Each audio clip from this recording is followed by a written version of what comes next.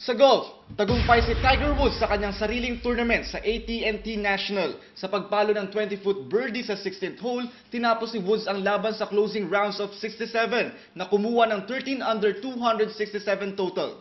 Sa tennis, mainit at mahaba ang naging labanan nila Roger Federer at Andy Roddick sa pagkuha ng titulo sa Wimbledon. Umabot ng 4 hours, 16 minutes ang 5-set game para selyuhan nito ni Federer, scoring 5-7, 7-6, 7-6, 3-6, and 16-14. Ito ang pinakamahabang 5th set na Grand Slam final sa history. Si Federer ang ikatlong player na napagtagumpayan ng 6 na beses ang Wimbledon Championship.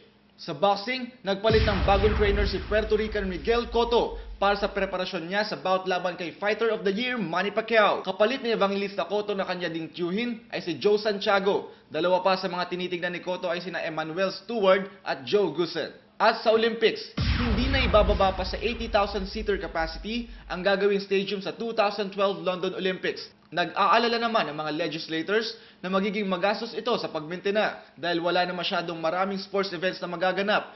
Tulad na lang ng Bird's Nest sa Beijing na naging source of income na lamang ay ang pagbisita ng mga turista. Ramty para sa Sports Update.